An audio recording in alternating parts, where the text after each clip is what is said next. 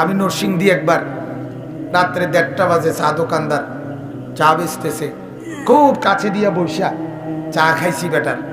কইলাম ভাই যাইয়া থুইয়া কত থায় ডেইলি? হুজুর 2000, 1500, 2500।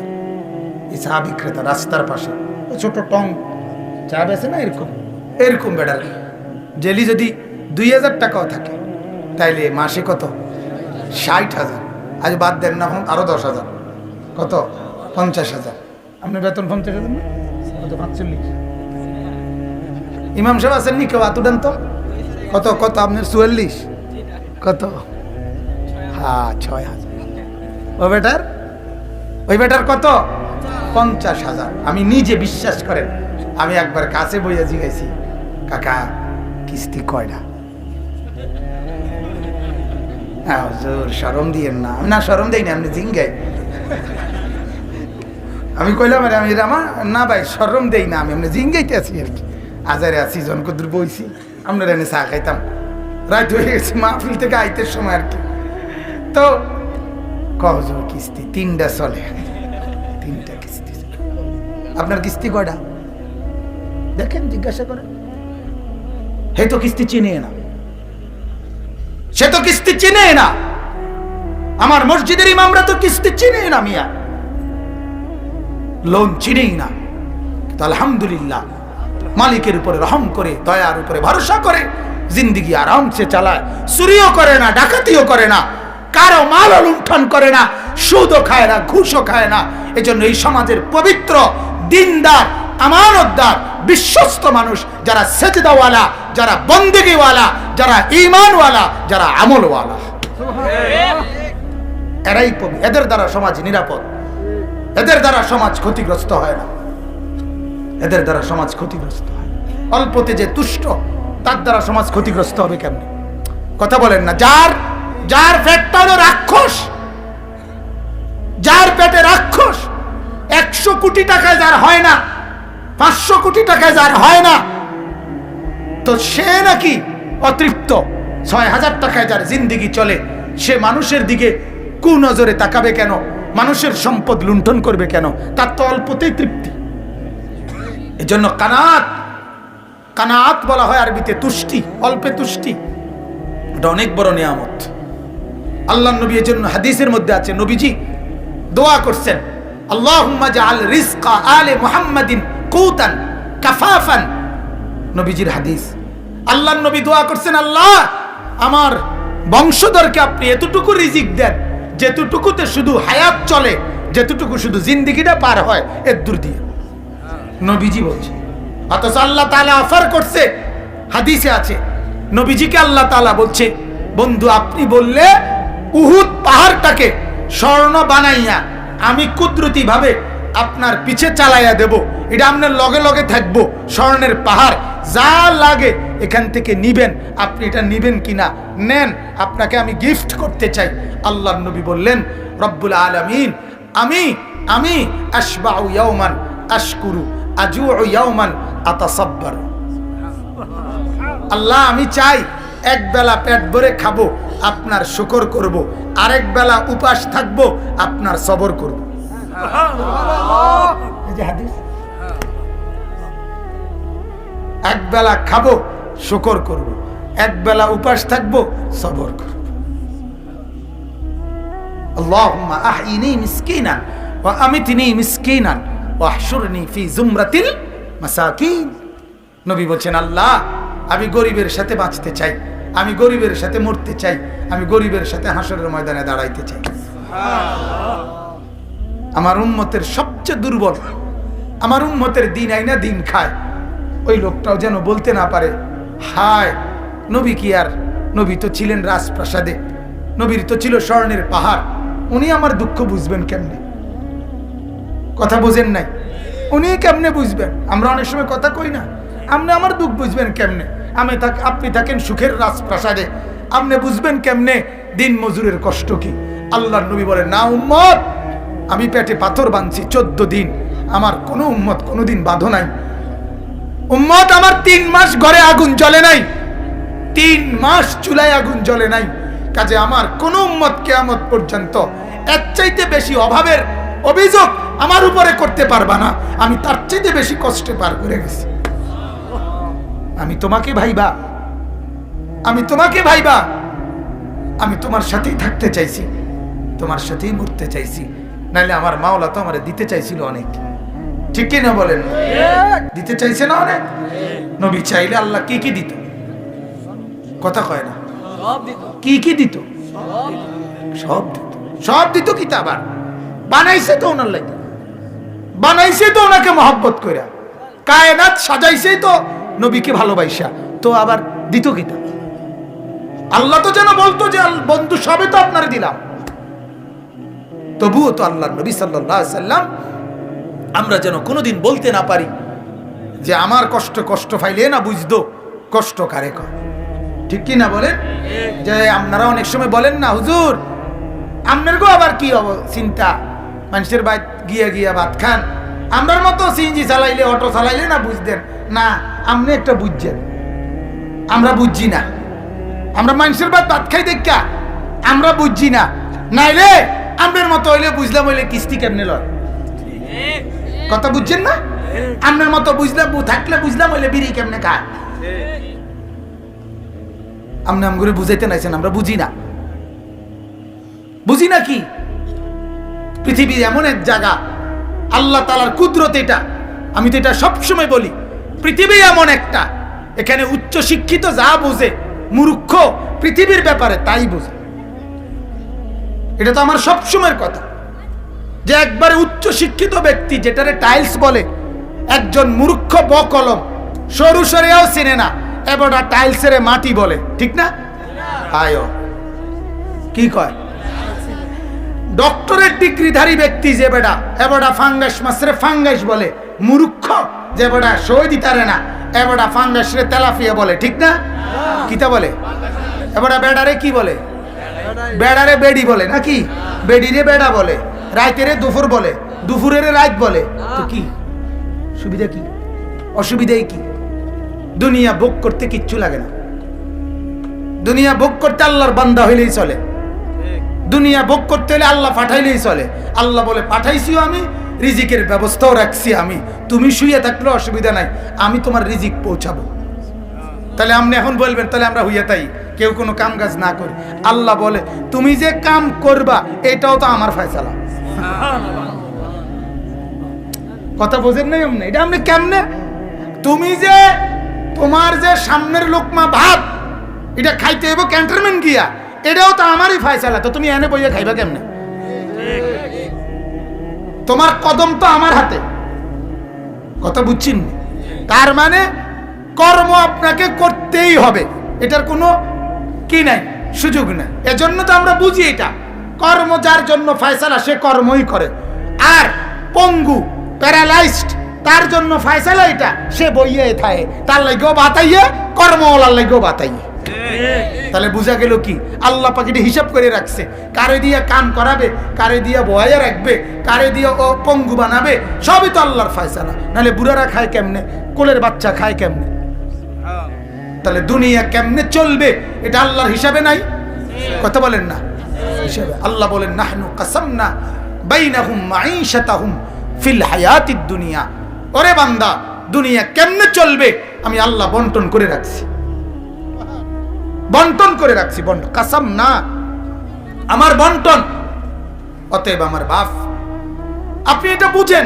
আমি এতগুলো কথা বলার উদ্দেশ্য হলো আপনারা যারা শুধু ভাবেন আল্লাহ লাগবে না, নামাজ লাগবে না, রোজা লাগবে না, হুজুরদের কথা শোনা লাগবে না, হালাল হারাম লাগবে না, আল্লাহর কসম হারামের টাকা দিয়ে আপনি যাই রোজগার করেন হালাল ভাবে, একেবারে এই কোরআন ধরে বললাম রব্বে কাবার কসম, এই কোরআনের মালিকের কসম, হালাল ভাবে তাই আপনার কাছে আসতো। নাইলে যত লোক হারাম লেনদেন করে, যত লোক হারাম রোজগার করে, সবার আয় সমান হয় না। কেন হয় না? সুদখোর তো তেও, কিন্তু একই দুই সুদখোর, একজন কোটিপতি হয়ে গেছে, আরেক সুদখোর এখনো লাখটিও মিলাইতে পারছে না, এরকম কা। আপনি কথা বোঝেন না? হারাম খাইলেই যে লাভ হয় তো সব হারাম খোর কি হয়ে যেত, এক কিসিমের হয়ে যেত। না না, এক কিসিমের হইতো কিনা আমি এটা বুঝিনি। আমার কথা, যত লোক ডাকা থাকে সবাই তো টাকা সমান, কথা কয় না? যত লোক সৌদি আরব থাকে বাংলাদেশি সবার ইনকাম সমান না? যত লোক ইটালি থাকে সবার ইনকাম সমান না? সবার 18 তলা বাড়ি না? কিন্তু 18 তলা বাড়িওয়ালাও তো আছে, আবার টিনের ঘর সনের ঘরওয়ালাও তো আছে। এরুমকা ইটালি থেকে দুইজনের এরুমকা, ঢাকা থেকে দুইজনের এমন কেন? নামাজ পড়ে না দুজনে, কথা বলেন না? এতো নামাজ পড়ে না, হেতো কি পড়ে না? নামাজ পড়ে না, কিন্তু দুজনের ইনকাম সমান হয় না কাটাইলে। আর আল্লাহ বলেন আমাকে রাজি করো আর আমাকে নারাজ করো, আমাকে মানো আর আমাকে না মানো, আমার অনুগত হও আর অবাধ্য হও, হারাম খাও আর হালাল খাও, জায়েজ করো আর না জায়েজ করো। কসম বান্দা, যা তুমি মেহনতেই করবা, কিন্তু আসবে আমার ফয়সালা যারটা। এইটা যদি আমি বুঝতাম তো আমার আরো লাভ হইতো। আপনি করে আর কেমনে কই, আমারটা আমিই কই, আমিই বুঝি এটা, আপনি বুঝেন না এটা। আপনি কথা বুঝতে শিখেন। কেন আপনি হারাম করছেন? কেন আপনি কিস্তি নিচ্ছেন? কেন আপনি সুদ খাচ্ছেন? কেন আপনি সুদ দিচ্ছেন? কেন যুবক আল্লাহকে নারাজ করে দুনিয়ার মধ্যে ডুবে গিয়া দুনিয়া কি পাইলা? কি পাইলা? কেউ 15 দিনে বিদের জায়গা, কেউ 3 বছরও কি পায় না, ভিসা পায় না। এরম হয় কা যে চাইলেই যেমন যায়? কথা বলেন না তো কেন এমন হয় ভাই? বলো ভাইয়া, বোঝো ভাইয়া, দুনিয়া আল্লাহ তাআলা একেবারে নিখুঁত ভাবে আল্লাহ কোরআনে বলছেন কুল্লুন ফি কিতাবিম মুবিন। আমি আল্লাহ তাআলা দুনিয়ার প্রতি ইঞ্চি আমি আল্লাহ আমার আমল তাকদীরের মধ্যে লিখে রাখছি। কেমনে কি হবে, রাত হবে কখন, দিন হবে কখন, ওই নদীতে জোয়ার হবে কখন, ভাটা হবে কখন, হাসবে কখন, কাঁদবে কখন, হাত উঠবে কখন, হাত নড়বে কখন, সবকিছু আমি আল্লাহ নির্ধারণ করে রাখছি। নির্ধারণ করে রাখছি। ওই দিন আমার সাথে সিলেট থেকে আমি আমার শায়েখ আরিফ বিল্লাহ আল্লামা মুফতি মুশতাকুন নবী সাহেব হুজুর, আমরা দুজনে সিলেট ছিলাম। আমি 2 দিন পরে চলে আসছি, হুজুর আজকে রাত্রে আসবে। তো 2 দিন পরে যেদিন আমি চলে আসি, আমার রওনা দেওয়ার 1 ঘন্টা আগে বা আধা ঘন্টা আগে হুজুরের সাথে 2 জন লোক আমাদেরও মহব্বতের, ওনারা 2 জন রওনা দিছে, বাসে চলে আসবে কুমিল্লা। রওনা দিছে ব্যাগ লইয়া, যে বাসায় আমরা ছিলাম ওই বাসার বারান্দায় আসছে।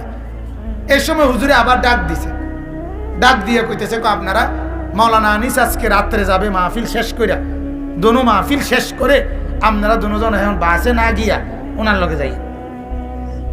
এরপরে উনি আমগোর লগে আমার সাথে রয়ে গেল 2 জন। তো রাতের 2টা বাজে ওনারা ও আপনার সিলেট বালাগঞ্জ একটা উপজেলা, ওইখানে বসা ভাত খাইছে। তখন আমি বললাম আব্দুল মান্নান স্যার, ভাবেন তো ব্যাগ লইয়া রওনা দিছেন, গেট পর্যন্ত গেছেন গা, আপনি মনে করছেন রাতের ভাত খাবেন কে? বাদ মাওলা আপনার ভাত রাখছে বালাগঞ্জ, আপনি পারছেন আপনার রিজিক না খাইয়া যাইতেন। কি আশ্চর্য না! উনি তো স্বপ্নও ভাবে নাই, উনি তো রওনাই দিয়ে লাইছে। কিন্তু মালিক বলে না রে বান্দা, আজকের রাতের খানাটাও তোর সিলেটে, তুই যাবি কেমনে কুমিল্লা?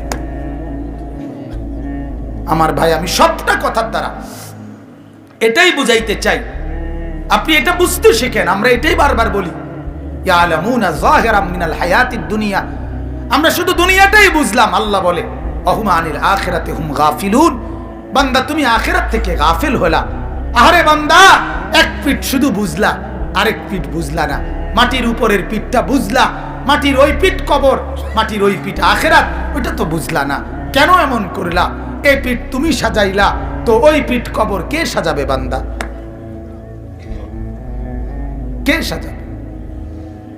অতএব আল্লাহ তাআলা বলেন, ওই কথাটা বলতেছিলাম, আমাকে ভুলে যায় যে আমি তার জীবন দুনিয়ায় সংকীর্ণ করে দেই।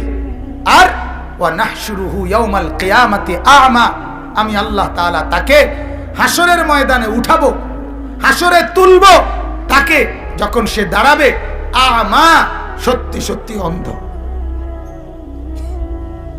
আজকের সেজদা ছাড়া যুবক অন্ধ হয়ে উঠবা, আজকের সুদখোর অন্ধ হয়ে উঠবা, আজকের হারামখোর অন্ধ হয়ে উঠবা, আজকের জিনাখোর অন্ধ হয়ে উঠবা, আজকের মাদকাসক্ত যুবক, মদখোর, গাঁজাখোর, ফেন্সিখোর, ইয়াবাখোর, বাবাখোর, ডাইলখোর, এদের জন্য আছে সুখবর।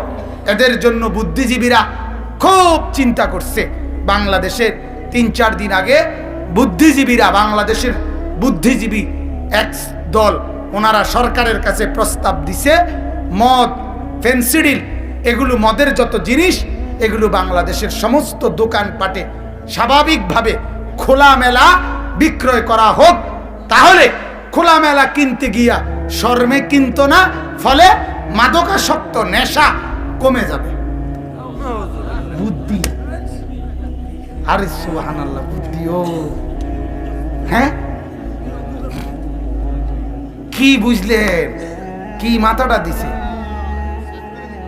না না না, বুদ্ধিটা কি দেখছেন? আমার মনটা চাইছে যে ভাই একজন বুদ্ধিজীবীর বলি যে আমনে শুধু কদ্দুরে কথাটা, যে বুদ্ধিটা আপনি দিছেন এটা আমরা এনে এই করতে কম এই জায়গাটা আপনার এই প্রধান অতিথি হিসাবে কথাটা কইতে দিব মাহফিলটার মধ্যে। দেখবেন জুতাডি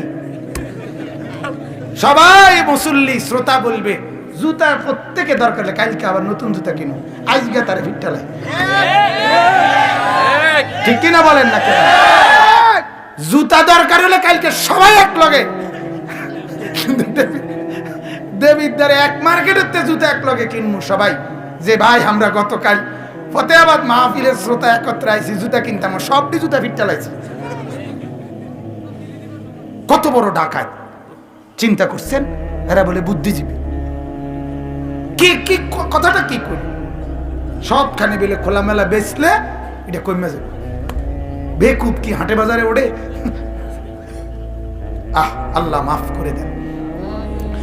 তাইলে ওয়ানাহশুরুহু ইয়াউমাল কিয়ামাতি আ'মা, আল্লাহ বলেন হাসরে আমি তোমাকে তুলবো অন্ধ বানিয়ে। ক্বালা রাব্বি লিমা হাশারতানি আ'মা, নাফরমান আল্লাহর পাপী বান্দা আল্লাহকে বলবে রব্বুল আলামিন আমাকে কেন উঠালেন অন্ধ বানিয়ে? ওয়াকাদ কুনতু বাসীরা, আল্লাহ আমি তো দুনিয়ায় থাকতে চোখে দেখতাম। সে অবাক হয়ে বলবে আল্লাহ হাসরের মাঠে কেন আমি কিছুই দেখছি না? আমি তো চোখে দেখতাম মাওলা, আমার তো পুরা মনে আছে আমি 12 ঘন্টা মোবাইল চাইতাম, আমি কত উলঙ্গ ছবি দেখতাম, কত নর্তকী দেখছি, আমি তো সারাদিন ফেসবুকের মধ্যে পড়েছিলাম মাওলা, আমি তো সব দেখতাম, আমি আমার বউ দেখতাম, মানুষের ভিডিও দেখতাম, আল্লাহ আমি সব দেখতাম, আমি হিন্দি সিনেমার নর্তকীও দেখতাম, আমার বাড়ির মাকেও আমি দেখতাম, সবই তো আমি দেখতাম, আলো দেখতাম, বাতাসও দেখতাম, সব চতুর্দিকে তো আমি দেখতাম, আজ কেন আমি অন্ধ হয়ে গেলাম? আল্লাহ বলবেন কাযালিকা আতাতকা আয়াতুনা, বান্দা দুনিয়ায় তুমি তো বলছো তুমি দেখতা, কিন্তু আমি মাওলার আয়াত, আমার কোরআন, আমার বিধান বারবার বারবার তোমার কাছে এসেছিল, তোমার সামনে বলেছিল, ফানাসিতাহা, তুমি সবগুলোকে ভুলে গেছিলা, নামাজ ছেড়ে দিছিলা, রোজা ছেড়ে দিছিলা, জিকির ত্যাগ করছিলা, কোরআন ত্যাগ করেছিলে, হালাল ত্যাগ করেছিলে, পর্দা ত্যাগ করেছিলে, আমি মাওলাকে ত্যাগ করেছিলে। আল্লাহ বলেন কাযালিকাল ইয়াউমা তুনসা, আজ আমি আল্লাহ তোমাকে ভুলে গেলাম, যাও গেট আউট, আজ তোমাকে আমি ভুলে গেলাম। সেদিন দুনিয়ায় তুমি ভুলে গেলা, তুমি ভুলছো আমারে 60 বছর, আমি ভুলে গেলাম তোমাকে অনন্তকালের জন্য। যা যা বেঈমান, যা নাফরমান। তখন কি বলবেন? কোনো কথা থাকবে বাজান? বলেন না কোনো কথা থাকবে? অতএব আল্লাহ তাআলা বলেন, এবার আমি আমার কথা শেষ করে দিচ্ছি, বাকিগুলোর শুধু তর্জমা বলবো। ইন্নামা ইয়াতাযাক্কারু উলুল আলবাব, আল্লাহ তাআলা বলেন ও নবী মনে রাখবেন, সবাইকে বলবেন আমার এই কথাটা, যে আমার নবী আপনার উপরে আমি যা নাজিল করেছি তাকেই কেবল সত্য মনে করে, আর তাকে গ্রহণ করে না সে অন্ধ। এই যে চোখ আর অন্ধের পার্থক্যটা আল্লাহ বলেন ইন্নামা ইয়াতাযাক্কারু উলুল আলবাব, এই কথাটা বুঝবে সে বিবেক আছে যার। কি আছে যার? দেমাগ। যে পাগল না, যার দেমাগ আছে, যার বিবেক সচল আছে সেই কেবল এই কথাটা বুঝবে যে আল্লাহকে মানলে হয় চোখওয়ালা, রসুলকে মানলে হয় চোখওয়ালা, আল্লাহকে না মানলে হয় অন্ধ, রসুলকে না মানলে হয় অন্ধ। আল্লাহ বলে এই কথাটা বুঝবে যে সে কি বিবেকওয়ালা, যে বিবেকওয়ালা, বিবেকওয়ালা। এই জন্য এখান থেকে এটাও বোঝা যায় আল্লাহকে যে চেনে না, রসুলকে যে চেনে না, কোরআনকে যে চেনে না, আল্লাহর বিধান যে চেনে না, তার কোনো বিবেক নাই, তার কোনো দিমাগ নাই। আপনি না বলেন সে শিক্ষিত, শিক্ষিত হলে খারাইয়া মতে কেমনে? কথা বলেন না কেন? বিবেক, শিক্ষিত মানে তো দিমাগে কি আছে? বুদ্ধি বিবেক আছে। তো বুদ্ধি বিবেক থাকলে ফজরের নামাজ না পড়ে ঘুমায় কেমনে? বলেন, আল্লাহকে নারাজ করে ঘুমায় কেমনে? হ্যাঁ, সারাদিন একটাবার একটা মোবাইলের মিস কল সে শুনতে পায়, এত বড় মসজিদের আজান শুনতে পায় না, তার বিবেক কেমনে আছে? কথা বলেন নাকি? তার বিবেক কেমনে আছে? যার এত বুঝ আছে, বন্ধুকে পর্যন্ত 2 দিন কল না দিলে বন্ধু রাগ করে, তার এতটুকু বুঝ নাই কেন আমার পালনেওয়ালা মনিবকে 1 সপ্তাহ একটা সেজদাও করছি না, তিনি আমার সাথে রাগ করছেন না? এটা বুঝে না কেন? তাহলে আল্লাহ তাআলা বলেন মূলত নাফরমানের কোনো দিমাগ নাই, নাফরমান জানোয়ার। নাফরমান কি? আবার বলেন, আবার বলেন, আবার বলেন, আরো জোরে, জোরসে বলেন, জোর আওয়াজে, জানোয়ার, জানোয়ার। উলাইকা কাল আনআম, কোরআনের আয়াত। এজন্য আমার পরিষ্কার কথা, মুসলমান পরিষ্কার কথা, যার ঘরে ছেলে নামাজ ফজর পড়ে না, যার ঘরের স্ত্রী ফজরের নামাজ পড়ে না, যার ঘরের মেয়ে ফজরের নামাজ পড়ে না, যে নিজে ফজরের নামাজ পড়ে না, 7টা বাজে 8টা বাজে যারা ঘুম থেকে ওঠে, ওরা মানুষ ওঠে না, জানোয়ার ঘুম থেকে ওঠে। ওইগুলো মানুষ না, ওগুলো জানোয়ার, ওগুলো হাইওয়ান। না রে, তুমি জানোয়ার, তোমার সাথে কুকুরের পার্থক্য কি বলো? বলো। তুমি খাবার খাও, কুকুরও খাবার খায়। তুমি ঘুম যাও, কুকুরও ঘুমায়। তোমার বাচ্চা কাচ্চা হয়, কুত্তারও ছাওয়ায়। কথা বলে না? কুত্তারও কি হয়? বাচ্চা কাচ্চা হয়। পার্থক্য বলো। তুমি বলো বেটা, এই যুবক বলো, দাঁড়া যুবক বেটা, দাঁড়া, এখন বল বেটা। বেনামাজি যুবক, তুই এখন দাঁড়া। তো যদি বলতে পারো তোর সাথে কুকুরের পার্থক্য কি, আমি ছেড়ে দিলাম মাইক, দাঁড়া, বল মিয়া। আল্লাহকে নারাজ করে কি পাইছো বেটা, বল। হিন্দি সিনেমার কয়জন নর্তকী তোমার লগে আইয়া বাইর দেখা করছে? হ্যাঁ, বাংলা সিনেমার কোন নর্তকী তোর লগে দেখা করছে বেটা? কি দেখলি তুই? এত নর্তকী দেখা নিজের শরীর, নিজের যৌবন, নিজের এমবি, নিজের টাকা সব ক্ষয় করলি। ওই অসিব্যরা কোনোদিন তোরে মিস কল দিছিনি? বেকুব তো তুই কি দেখো? এই বেটা কি দেখোস তুই বেটা? কারে দেখোস? কারে দেখোস তুই বেটা? এই মুরব্বীরা, আপনারা চা দোকানে বসে কি দেখেন? নর্তকীর নাচ দেখলে আপনি বুড়ো মানুষ, ওই নর্তকীর নাচ দেখেন কেন? বিড়ি খান কেন? সিগারেট খান কেন মিয়া? লজ্জা করে না? আপনি মরবেন না? আপনি নবীজির সুপারিশ চাইবেন না? নবী তো বলছে উম্মত, পেঁয়াজ খাইলেও আমার সামনে আইসো না, রসুন খাইলেও আমার সামনে আইসো না, আমার সাহাবীদের মাঝে আইসো না, আমার মসজিদে আইসো না, আমার বন্দিগি করতে আইসো না। আল্লাহর নবী বলে নাই? কথা বলেন না কেন? তাইলে তাহলে বিড়ি খাইয়ে তুমি রসুলের সামনে দাঁড়াইবা কেমনে?